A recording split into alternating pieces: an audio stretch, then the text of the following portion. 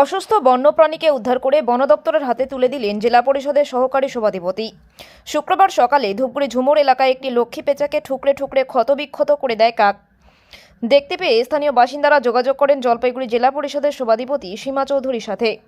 কিন্তু মাধ্যমিক পরীক্ষা শুরু হওয়ায় বনবস্তি ও চা বাগান অধ্যুষিত এলাকার পরীক্ষার্থীদের পরীক্ষা কেন্দ্রে পৌঁছে দিতে এবং পরীক্ষা শেষের পর তাদের ফের বাড়ি পৌঁছে দিতে ব্যস্ত রয়েছেন বনকর্মীরা। তাই স্বাভাবিকভাবে বিট অফিসগুলিতে কর্মী ছিল না।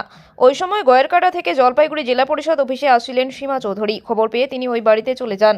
এরপর পেঁচাটির ক্ষতস্থানে হলুদ লাগিয়ে তাকে উদ্ধার করে বাক্সবন্দি করে জলপাইগুড়ি অরণ্য ভবনে নিয়ে আসেন। এরপর তিনি বনকর্মীদের হাতে তুলে দিয়ে তারপর অফিসে চলে যান।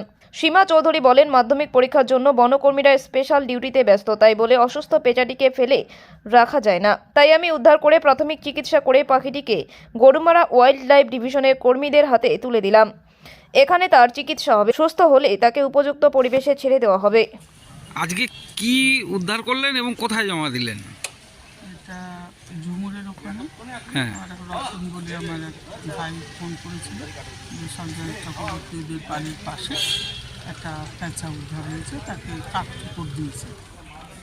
তো আজকে যেহেতু মাধ্যমিক পরীক্ষা শুরু, বন দপ্তরের সব অফিসগুলো সেই পরীক্ষার্থীদের পাড়া এবং পৌঁছে দেওয়ার দায়িত্বে আছে, সেজন্য তারাও আসতে পারেনি। সেজন্য নিজেই জেলা পরিষদে আসার সময় সেই ঝুমুরের থেকে পেঁচাটিকে নিয়ে এসে জলপাইগুড়ি ওয়াইল্ড লাইফ ডিভিশনের গরুমারা চিনতে এটাকে জমা দিই।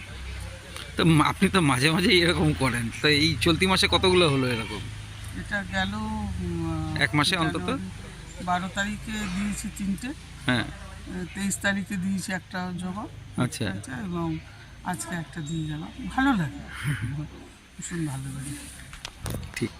কতটা ইনজোর ছিল পেঁচাটি? একটুখানি ডানার মধ্যে কাক ঠুকুর দিয়েছে, তো সেটার জন্য যাতে ট্রিটমেন্ট করে ও যাতে সুস্থভাবে হয়ে ওকে ছেড়ে দেয়, সেই জন্য বন দপ্তরের হাতে আমাদের ঠিক।